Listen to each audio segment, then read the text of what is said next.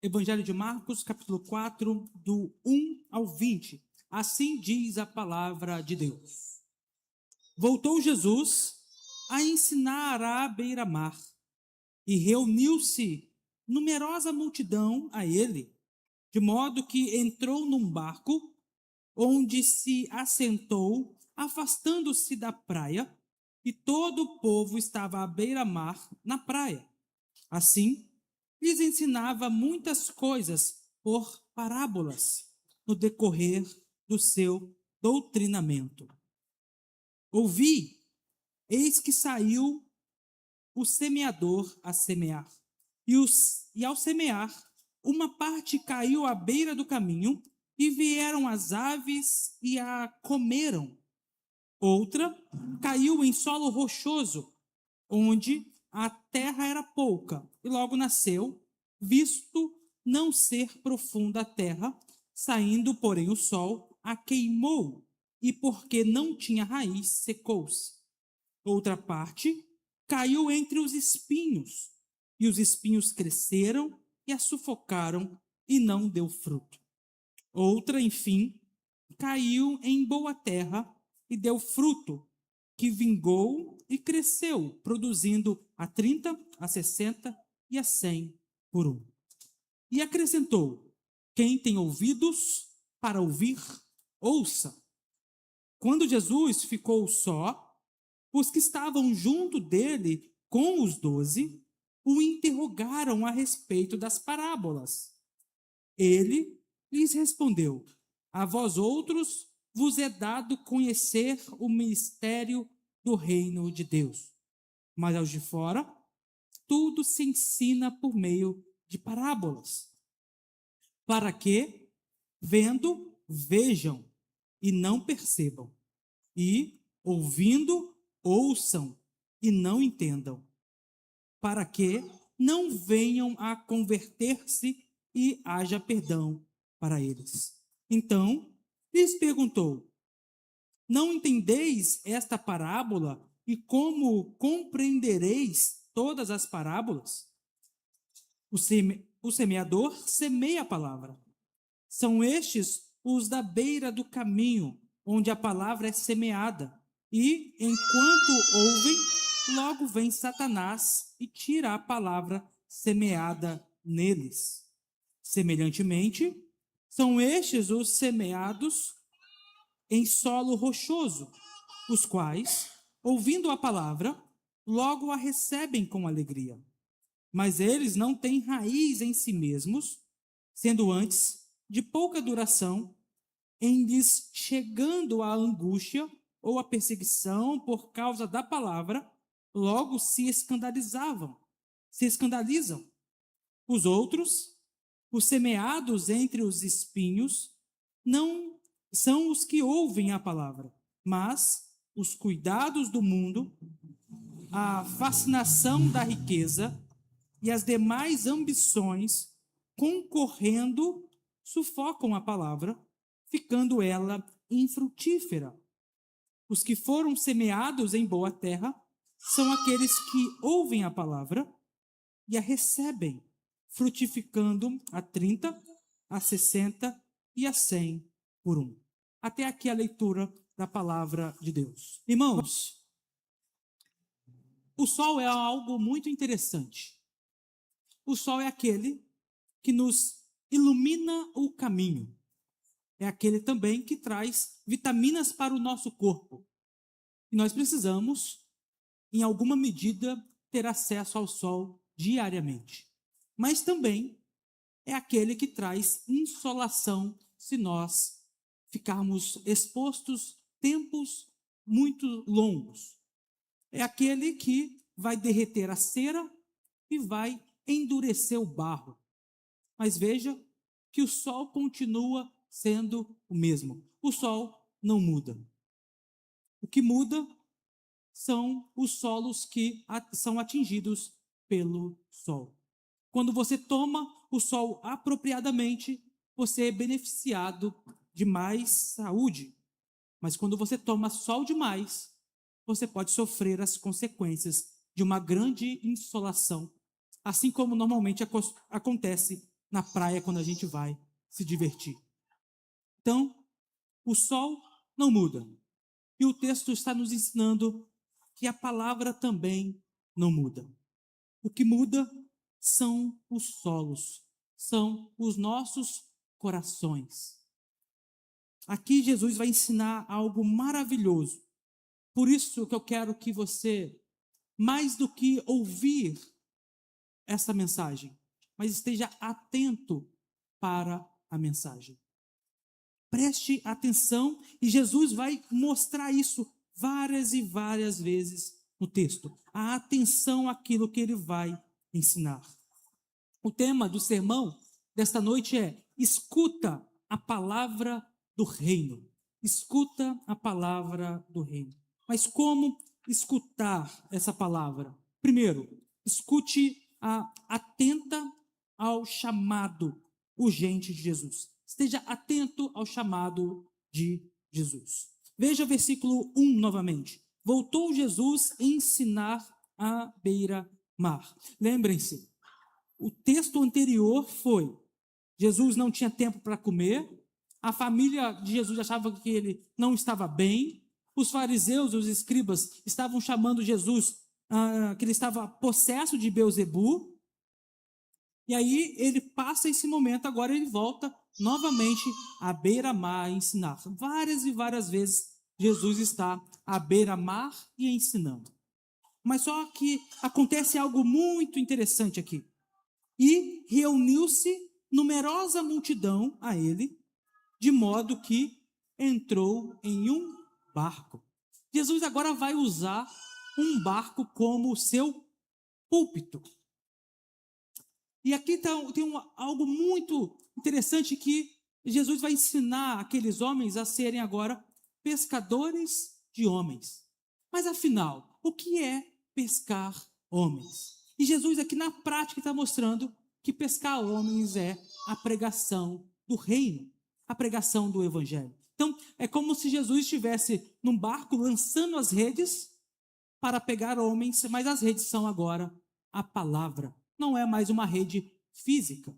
Então, Jesus está usando um barco que foi feito para pescar peixes, para pescar homens. Então, Jesus se afasta um pouco da beira da praia para ter acesso ali à maior quantidade de pessoas possíveis para conseguir falar a essas pessoas. Então, a multidão era muito grande, estava todo mundo em volta de Jesus. Jesus entra no barco e se afasta um pouco da praia.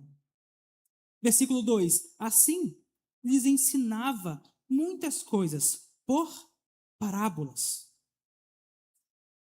no decorrer do seu doutrinamento. Então, parábolas são coisas do dia a dia que têm consequências espirituais. Então, Jesus vai trazer coisas do cotidiano para explicar questões espirituais. Mas, ao contrário do que nós muitas vezes pensamos, em que a parábola é uma forma de facilitar o entendimento. Mas não é isso que o texto nos ensina. A parábola, ela é igual o sol. Para uns e para determinados momentos específicos é muito bom. Facilita a vida. Mas em outros momentos dificulta a nossa vida. Então, na cera, ela derrete a cera, no barro, ela endurece o barro. Então, aqui é a mesma ideia. Para uns, é ótimo ouvir as parábolas, porque você tem discernimento espiritual para entendê-las. Para outras pessoas, fica impossível de compreender. E Jesus vai mostrar isso no decorrer do texto, como essas coisas funcionam. Então, as parábolas não são para facilitar o entendimento, mas, ao contrário, para dificultar, para que as pessoas entendam, vejam e não percebam, ouçam e não entendam. Não, mais à frente vai ficar isso mais claro. E aí começa a parábola no versículo 3, que diz: ouvi. Então aqui novamente, Jesus vai chamar a nossa atenção. Estejam atentos ao que eu vou ensinar. Eis que saiu o semeador para semear. Eis que saiu o fazendeiro para fazer a sua plantação. Então, naquele tempo, a plantação não era algo igual no dia de hoje, que você tem ali as grandes máquinas agrícolas e elas fazem praticamente todo o serviço. Então, não era desta maneira. Você precisava dos animais e precisava também de arar a terra. Só que eles aravam a terra depois de jogar as sementes.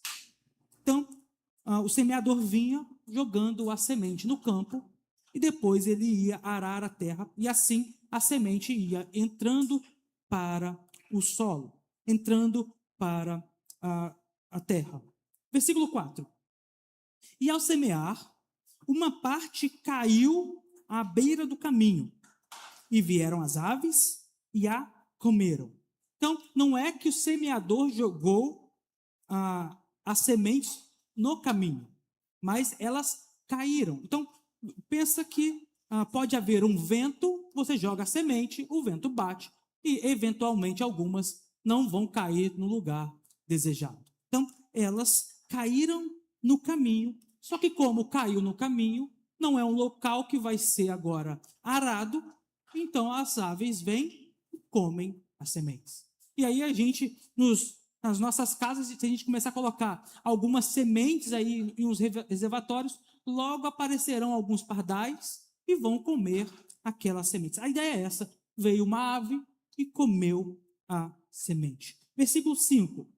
Outra caiu em solo rochoso, onde a terra era pouca, e logo nasceu, visto não ser profunda a terra, saindo, porém, o sol a queimou, e, porque não tinha raiz, secou-se. Então, o contexto ali, na verdade, o terreno ali, era um terreno muito rochoso. Não é igual no Brasil, que você tem terras agricultáveis para todo quanto é canto. Então, muitas terras são terras rochosas, e aí você tem pouca terra e rochas embaixo. Então, as raízes não são profundas. E aí, com um pouquinho mais de conhecimento na área de botânica, a gente sabe que a raiz precisa ser mais profunda para buscar alimento e buscar a água do mais profundo solo. Então, se você tem pouca terra e rocha, você não tem alimento suficiente para as plantas. E aí o que vai acontecer? O sol vem, queima essa raiz que nasceu rapidamente, essa planta, e porque não tinha raiz, ela se seca. Então, rapidamente, ela morre. Então, essa é o segundo solo. Versículo 7. Outra parte caiu entre os espinhos, e os espinhos cresceram e a sufocaram, e não deu fruto.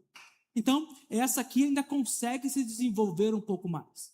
Só que espinho aqui são umas árvores pequenas, uns arbustos, e aqui basicamente a gente entende hoje é outra planta, mas o mato, se você não cuidar, o mato cresce rapidamente e a sua planta ali, que era para estar crescendo, ela não cresce porque o mato vai e a sufoca. Então, os espinhos aqui estão sufocando essa planta e ela não vai dar o seu fruto. E versículo 8, outra, enfim, caiu em boa terra e deu fruto, que vingou e cresceu, produzindo a 30, a 60 e a 100 por um. Então, nós temos 4 tipos de solo. 3 solos não dão frutos, morrem, as aves comem, mas o último solo, e aqui parece que tem um princípio de proporcionalidade, os outros solos não dão fruto nenhum, mas o fruto de um solo bom dá a 30, a 60 e a 100 por um. Então, veja que o texto está mostrando que ele está produzindo, não é que ele produziu. Então, o seu coração, ele continua produzindo. Você deve continuar dando frutos diariamente. Os frutos não podem parar. É uma atividade contínua. Está produzindo. Toda a sua vida deve, então, produzir frutos. E aí no versículo 9 ele acrescenta dizendo: quem tem ouvidos para ouvir, ouça. E novamente chama a nossa atenção. Atente-se a isso. Então, Jesus usa muitas vezes essas questões de quem tem ouvidos para ouvir, ouça. As que mais chamam a atenção estão na carta de João a Apocalipse. Nas cartas às igrejas, Jesus sempre se refere, no final das cartas, quem tem ouvidos para ouvir, ouça. Mas por que ele está dizendo isso aqui, agora em uma parábola? Eu quero que você se lembre que no contexto anterior, os escribas foram aí condenados por causa do pecado contra o Espírito Santo, da blasfêmia contra o Espírito Santo. E veja agora a partir do versículo 10, onde nós temos que nos humilhar. Versículo 10 diz: quando Jesus ficou só, os que estavam junto dele com os 12 o interrogaram a respeito das parábolas. E ele lhes respondeu: a vós outros vos é dado conhecer o mistério do reino de Deus. Mas os de fora, tudo se ensina por meio de parábolas, para que vendo vejam e não percebam, e ouvindo ouçam e não entendam, para que não venham a converter-se e haja perdão para eles. Então, a parábola tem este propósito. Para uns, aqueles que é dado conhecer o mistério do reino, isso se abre para o entendimento espiritual e o entendimento verdadeiro. Mas para aqueles que não é dado conhecer, isso vai ofuscar o entendimento. Para uns, tem cheiro de vida. Para outros, tem cheiro de morte. Então, os escribas acabaram de cometer o pecado da blasfêmia contra o Espírito Santo. E agora, já estão sofrendo as consequências disso. Eles tentaram reiteradamente parar a obra de Jesus, não acreditar em Jesus, e dizendo que Jesus estava fazendo isso por obra de Satanás. E é por isso que o coração agora está endurecido. E Jesus agora ensina por meio de parábolas para que eles não entendam, não compreendam aquilo que está sendo ensinado. Tudo vai ser ensinado por meio de parábolas.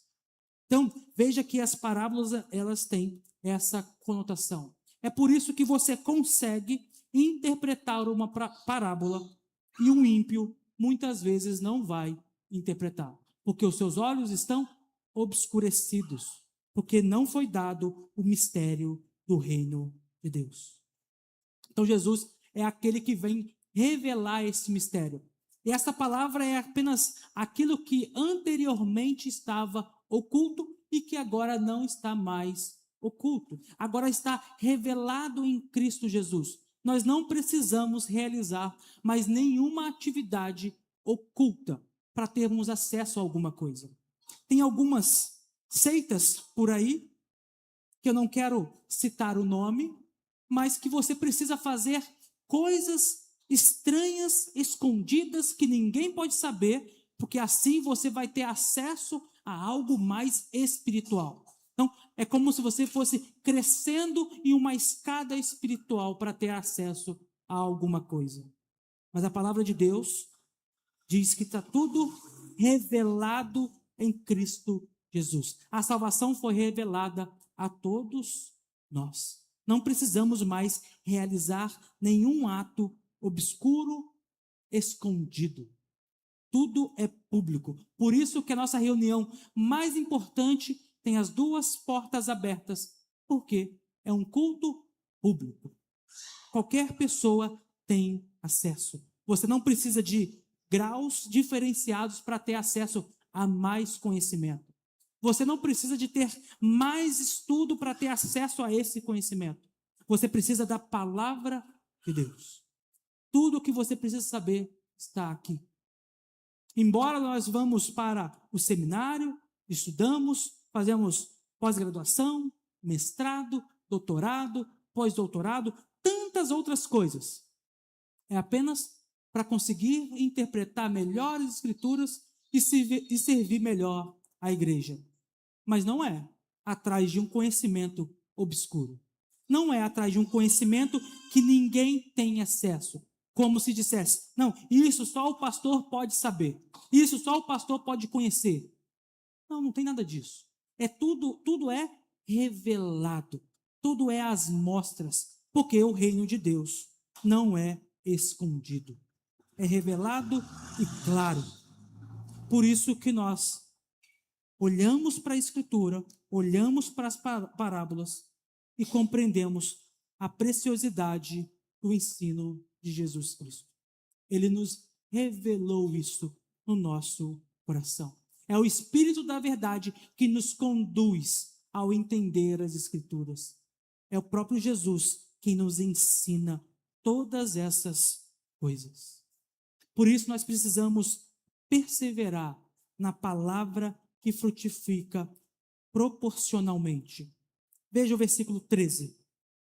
Então, lhes perguntou: não entendeis esta parábola? E como compreendereis todas as parábolas? O semeador semeia a palavra. Então Jesus está mostrando que ele é o próprio semeador, aquele que vai semeando a palavra nos corações. É aquele que vai semeando aquilo que Deus determinou. E hoje, como nós semeamos a palavra? Será que você tem imitado a Cristo como um grande fazendeiro que semeia a palavra? Ou simplesmente nos aposentamos das nossas atividades? Como quem diz, eu cumpri a minha carreira, agora eu não vou realizar mais nenhuma atividade. Paulo, quando cumpre a sua carreira, ele estava em direção à morte. Por isso que ele completou a carreira. Nós ainda não estamos prontos e preparados para completar a nossa carreira. Você ainda precisa trabalhar, precisa semear a palavra de Deus.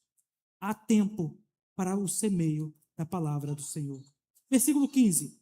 São estes os da beira do caminho, onde a palavra é semeada. E enquanto ouvem, logo vem Satanás e tira a palavra semeada deles. Então, quem está à beira do caminho? São os líderes. Os líderes daquele tempo estavam à beira do caminho, ouvindo Jesus. E aí vem Satanás e retira a palavra deles. A palavra que foi semeada no coração deles. Mas veja que, antes da explicação, Jesus fala que vem pássaros e tira e come essa semente.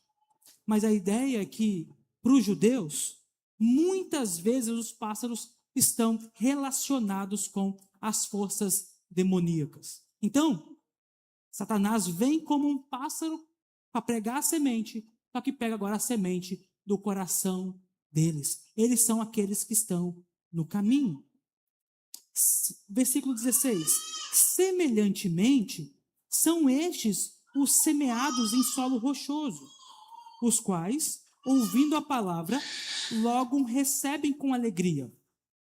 Mas eles não têm raiz em si mesmos, sendo antes de pouca duração em lhe chegado a angústia ou a perseguição por causa da palavra, logo se escandalizam. Então, às vezes, nós podemos ter uma certa experiência. Ouvimos alguém pregando, um pastor pregando uma mensagem, e a gente sai da igreja pensando assim: hoje eu ouvi o que Deus queria para mim, então por isso a minha vida amanhã vai ser diferente. E aí chega amanhã, aquela mensagem já não faz tanto efeito, e logo eu volto para a minha mesma rotina. Então a ideia é, aquelas pessoas que estavam seguindo a Jesus, aquelas grandes multidões, viram os milagres de Jesus, as bênçãos que Jesus oferecia, e mesmo assim isso logo se aparta, não faz mais sentido, não tem raiz. Eles estão fracos, eles estão sedentos. Versículo 18. Os semeados entre os espinhos, são os que ouvem a palavra, mas os cuidados do mundo, a fascinação da riqueza e as demais ambições, concorrendo, sufocam a palavra, ficando ela infrutífera. Então, você escuta a palavra, você ouve atentamente, mas só que a sua vida é muito corrida. Você tem muita coisa para fazer. Você tem muita coisa para administrar. Então, isso tudo concorre, isso tudo gasta o seu tempo, e aí a palavra vai sendo minimizada. E é por isso que não tem frutos. Então, tudo vai te levando para um sufocamento da palavra. Então, são os cuidados do mundo, a fascinação da riqueza. E é isso que Jesus está dizendo. E as demais ambições. Nós temos tantas coisas no coração que a palavra fica de lado. E aí é por isso ela não vai germinar, não vai crescer e não vai dar fruto. E aí a gente vive uma vida infrutífera que não agrada a Deus. Mas hoje eu quero, pela graça de Deus, que você se atente a essas coisas. Porque você está aqui no versículo 20. Vamos ler o versículo 20 mais uma vez. Os que foram semeados em boa terra, ou seja, aqueles que foram semeados no coração, são aqueles que ouvem a palavra e a recebem, frutificando a 30, a 60 e a 100 por um. Então você é esse que ouviu a palavra, que foi transformado pela palavra, e agora você deve dar frutos. O fruto é tanto qualitativo, de qualidade. Paulo vai dizer sobre esse fruto em Gálatas 5. O fruto do Espírito é amor, alegria, paz, longanimidade, benignidade, bondade, fidelidade, mansidão, domínio próprio. Contra essas coisas não há lei. Então, o primeiro fruto que você deve dar é um fruto de qualidade. Deve ter essas coisas. Este é o fruto do Espírito. E é verdade que esses frutos podem ser explicados de várias maneiras, mas tem uma maneira que é muito interessante, que é a tangerina. É um único fruto que tem vários e vários gomos. Então, esses gomos formam um único fruto e nós devemos trabalhar em cada gomo desse para que ele se desenvolva. Então, você pode falar assim, mas eu não tenho amor.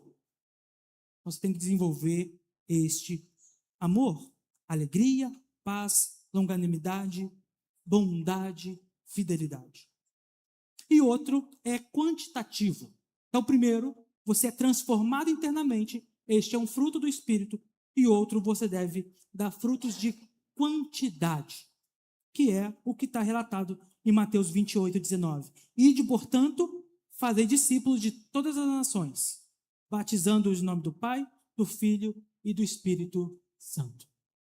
Então, um fruto interno que deve mudar a sua prática, e agora, com a sua prática mudada pelo Espírito, você deve frutificar, levando essas sementes a outras e outras pessoas. Você deve frutificar o tempo inteiro. A 30, a 60 e a 100 por um. A palavra do reino não é apenas uma mensagem religiosa. Nós estamos inseridos no reino de Jesus Cristo.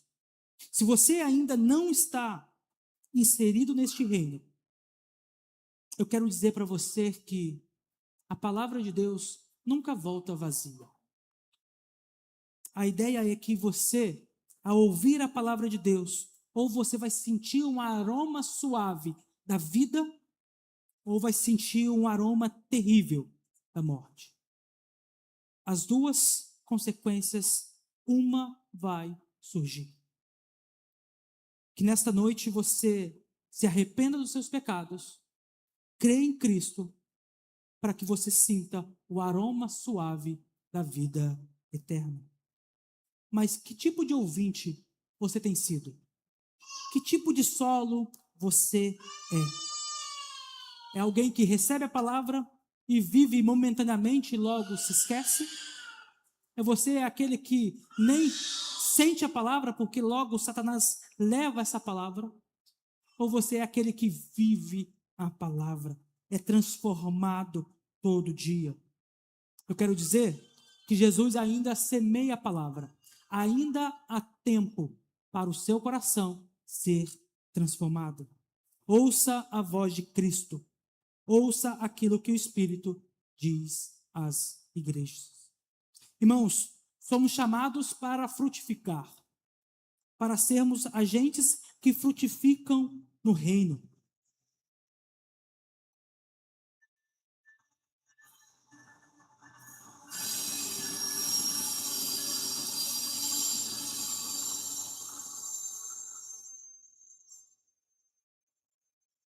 Mas para isso, você precisa se atentar à palavra. Jesus diz: ouvi atentamente estas palavras. Você precisa vigiar o seu coração para que as coisas deste mundo não endureçam o seu interior. Você precisa vigiar aquilo que você está alimentando. Você precisa vigiar onde está a sua raiz, onde está a sua alegria. Se é um solo rochoso ou se é um solo bom, agradável. Você precisa estar atento a essas coisas e precisa frutificar para a glória de Deus. Para concluir, então, irmãos, a questão de tudo é o solo. A questão é o seu coração e não a palavra. A palavra, quando cai no solo correto, ela frutifica. Quando ela cai num solo cheio de espinho, ela não frutifica, porque as outras coisas demandam toda a energia. Portanto, escute a palavra do reino. Seja transformado a partir do Senhor deste reino, não apenas por um momento. Não faça como aquele ditado, que a palavra entra por um lado e sai pelo outro. Não deixe que isso aconteça. Viva a palavra. Leve isso ao seu coração. Converse sobre isso na sua casa, para que você possa se alimentar diariamente da palavra de Deus. Você foi chamado para ser aquele quem frutifica para a glória de Deus. Que o Senhor nos abençoe.